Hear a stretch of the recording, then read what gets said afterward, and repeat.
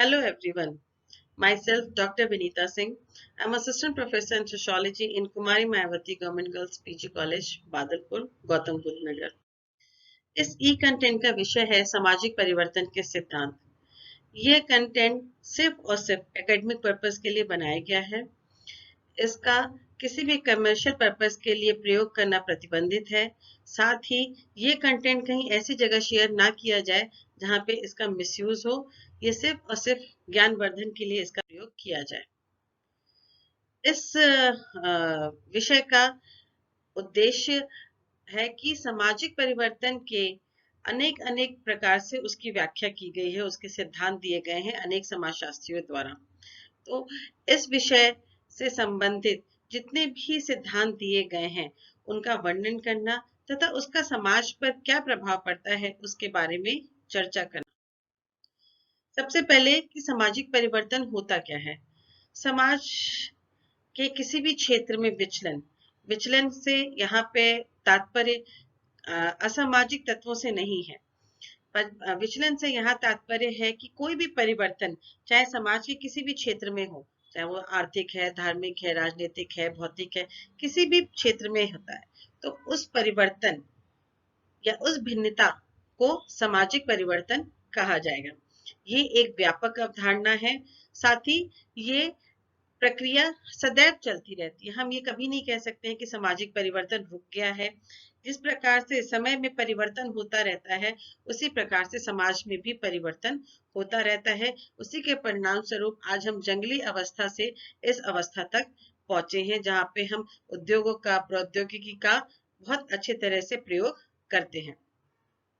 सामाजिक परिवर्तन के अलग अलग समाजशास्त्रियों द्वारा अलग अलग तरह के सिद्धांत दिए गए हैं, जिसमें से पहला है सामाजिक परिवर्तन के चक्रीय सिद्धांत।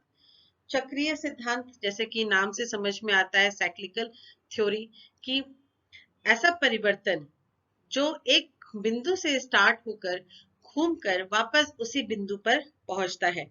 यानी कि जिस ध्रुव से, जिस क्षेत्र से हमने प्रारंभ किया है, अनेक समय में परिवर्तित हो के वापस उसी स्थान पर पहुंच जाना। ठीक है, जहाँ उसी क्रम को वापस दोहराना। बहुत से समाजशास्त्रियों ने इस की व्याख्या की है। जैसे कि मौसम बदलते हैं, हर साल सर्दी आती है, ग्रीष्म ऋतु आती है, वर्षा ऋतु आती है, और हम ये नहीं कह सकते कि अगले साल वो नहीं आएगी, फिर अगले साल वो ऋतु का वही चक्र रहता है। तो यानी कि वो अपने आप को दोहराता है।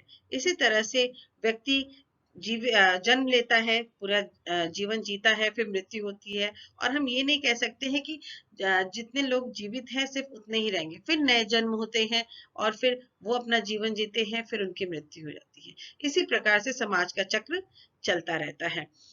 सामाजिक परिवर्तन के चक्रीय सिद्धांत में सबसे पहला और इम्पोर्टेंट है स्पेंगलर का सिद्धांत। स्पेंगलर ने अपनी book the decline of the west में इस सिद्धांत के बारे में वर्णन किया है। उनके अनुसार समाज की जितनी भी सभ्यताएं रही हैं, वो कहीं ना कहीं अपने चरम पर पहुंचकर उसके बाद से उनका क्या कहते, वहीं पे जाके उनका रुक गए हैं, या फिर उनमें थोड़ा सा कमी आती गई है। यानी कि वो जितने इंपॉर्टेंट थे उसमें थोड़ी सी उसमें कमी आती गई है। ठीक है, उन्होंने जर्मनी और बहुत सारे ऐसे देशों के अपने सिद्धांत में वर्णन किया है कि जो चरम सीमा, जैसे द्वितीय विश्व युद्ध के बाद जर्मन अपने द्वितीय विश्व युद्ध के समय जर्मन अपने चरम पर था, लेकिन उसके बाद से फिर वहां पे उसकी प्रगति रुक गई। उसके बाद से वो धीमे धीमे धीमे धीमे वो उतना महत्वपूर्ण नहीं रहा जितना पहले था। जैसे कि जितने भी आविष्कार और सब चीजें होती हैं, वो भी उनकी भी एक लिमिट है। वहां तक पहुंचने के बाद किसी एक क्षेत्र में, उसके बाद वो धीमे धीमे स्थिरता की अवस्था में पहुंच जाता है। बहुत सी ऐसी सभ्यताएं जो पहले उतनी इंपॉर्टेंट नहीं थी, उन्होंने धीमे धीमे धीमे धीमे प्रोग्रेस किया, वो आगे तक बढ़ी, फिर वहां से उसके में एक स्थिरता आ गई। तो पश्चिमी देशों में भी एशिया के देशों से पश्चिमी देशों ने बहुत ज्यादा तरक्की की, बहुत तीव्र गति से तरक्की की, लेकिन एक स्थिरता का समय आ गया। और अब के समय में जो एशियन कंट्रीज है, एशिया के जो देश हैं, वो अब धीमे धीमे अपनी पहचान बना रहे हैं, अपनी स्थिति को मजबूत कर रहे हैं। दूसरा सिद्धांत है टॉयनबी का सिद्धांत। टॉयनबी ने स्टडी ऑफ हिस्ट्री में सामाजिक परिवर्तन के चक्रीय सिद्धांत को प्रस्तुत किया है। इनके सिद्धांत को चुनौती और प्रत्युत्तर का सिद्धांत भी कहा जाता है। चुनौती और प्रत्युत्तर क्योंकि क्योंकि प्रकृति, पर्यावरण मनुष्यों को चुनौती देती है और जो भी इन भौगोलिक चुनौतियों को बहुत ही मजबूती से उससे संघर्ष करता है और उस संघर्ष को जीतता है, वो आगे बढ़ता है, और जो नहीं जीत पाता है वो कहीं ना कहीं पीछे रह जाता है।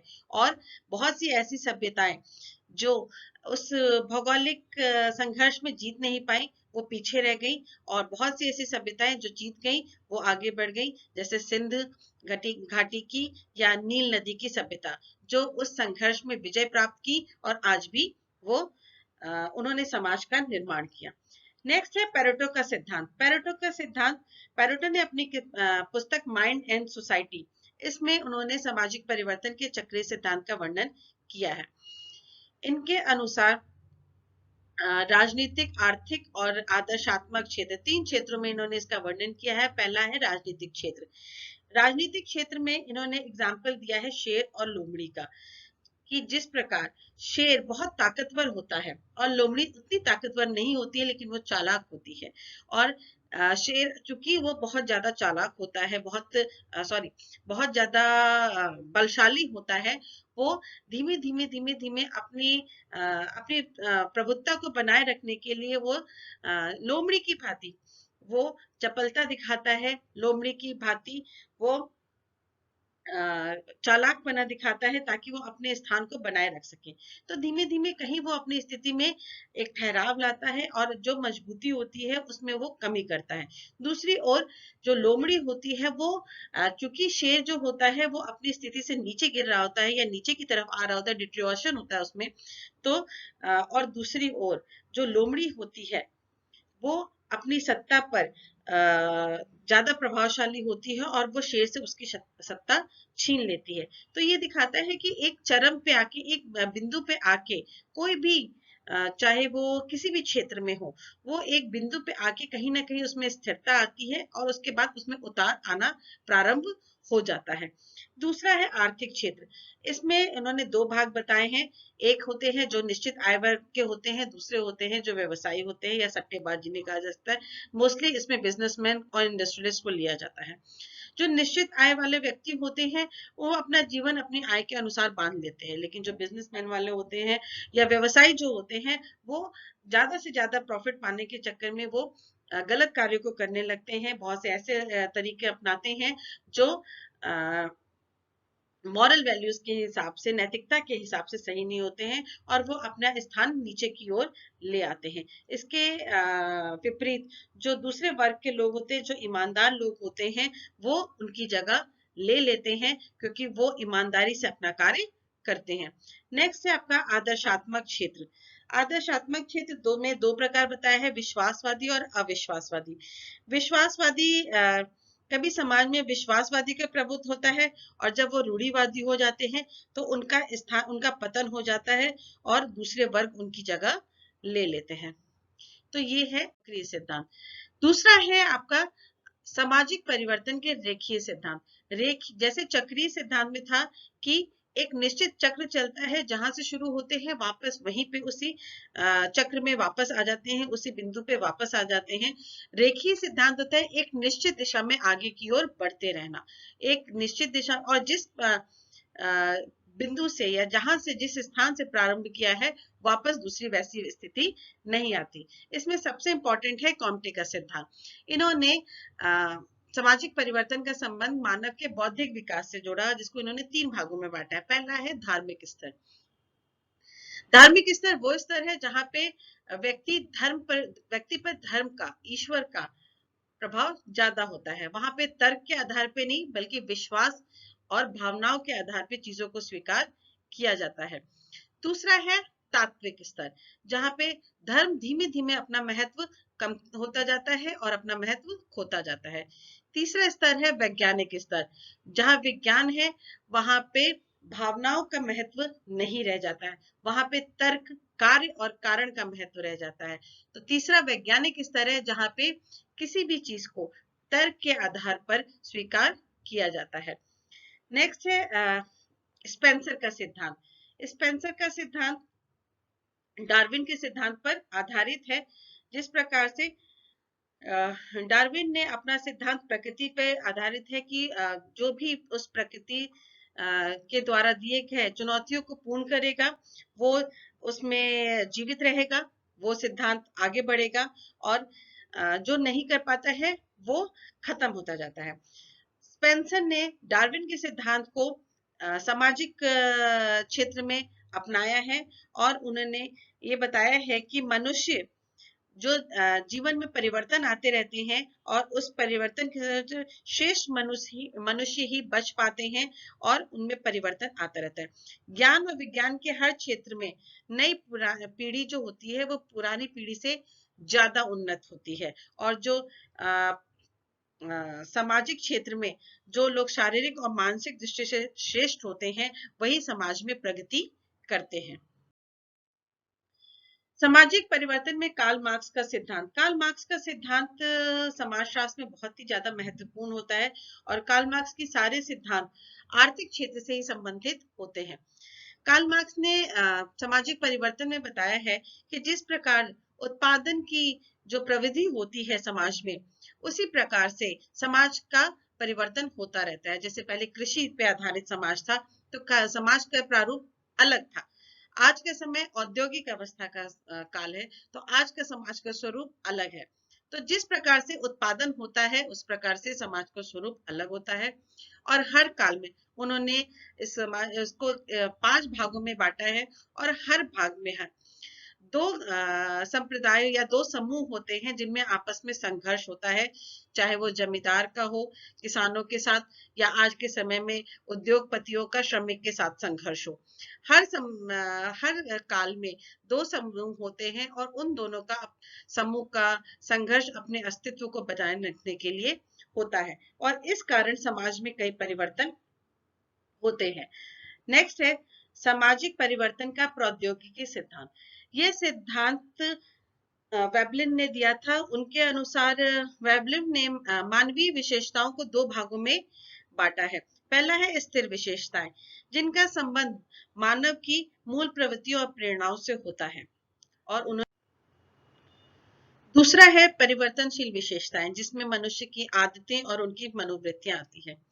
वेबलिन के अनुसार जो मानव होता है वो अपनी आदतों का दास होता है, और जिस प्रकार से उसका भौगोलिक पर्यावरण यानी कि विशेषकर प्रौद्योगिकी पर निर्भर करता है, और उसकी आदतें उसी के अनुरूप बन जाती हैं। जिस प्रकार की उसकी आदतें होती हैं वो उनको अपने जीवन को उन आदतों के अनुरूप ही ढाल लेता है। और जिस प्रकार से जैसे कि एक डॉक्टर है, एक कृषक है, एक इंजीनियर है, सबका अपनी आदतों के अनुसार जीवन जीने का तरीका बहुत ही अलग होता है।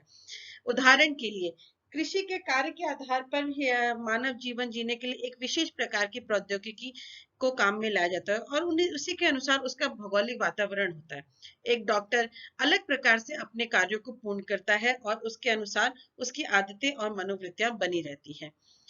सामाजिक परिवर्तन धीमे धीमे इसमें स्थापित होता है, और ये संस्थाओं का रूप ले लेती है।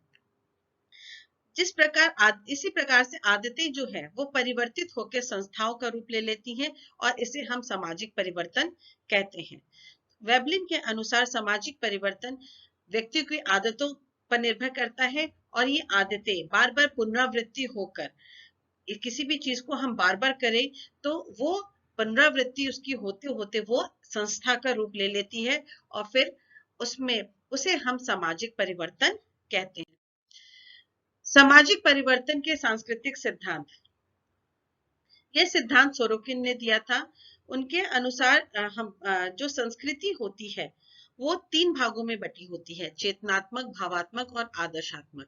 चेतनात्मक संस्कृति होती है वो भौतिक तत्वों से और होती है। भौतिक यानी कि जिन चीजों को हम देख सकते हैं, छू सकते हैं, यानी कि जो भौतिक चीजें जैसे कि टेबल है, चेयर है, कपड़े, जिन चीजों को हम देख सकते हैं, छू सकते हैं। जैसे कि आज के समय में लोग विलासितापूर्ण, जिसे हम लग्जरियस चीजें जिसे कहेंगे, और लोग इनको अपनाना चाहते हैं। दूसरा होता है भावात्मक संस्कृति, जहाँ पे हम भौतिक चीजों के पीछे ना जाके हम विश्वास, प्रेरणा, मूल्यों, वैल्यूज, इनको ज्यादा महत्व देते हैं। तो चेतनात्मक संस्कृति में भौतिकता को ज्यादा महत्व दिया जाता है, और भावात्मक संस्कृति में विश्वास को, ईश्वर को, धर्म को, अध्यात्म को, इन सब चीजों को ज्यादा महत्व दिया जाता है। तीसरा उन्होंने बताया है आदर्शात्मक संस्कृति। ये वो संस्कृति का रूप है जो जिसमें भौतिकता और भावात्मकता दोनों का ये संगम है, दोनों का मिला जुला रूप है, जहाँ पे धर्म को भी स्वीकार किया जाता है, साथ ही साथ तर्क को और भौतिकता को भी स्वीकार किया जाता है। तो समाज इन तीनों संस्कृति के बीच में परिवर्तित होता रहता है, जिसके कारण सामाजिक परिवर्तन होता है। तो सामाजिक परिवर्तन के ये सिद्धांत थे। ये कुछ प्रश्न हैं जो उससे संबंधित हैं, जो परीक्षा में पूछे जा सकते हैं। ये रेफरेंसेस हैं जो इस पीपीटी को बनाने में जिससे सहयोग लिया गया है। Thank you so much.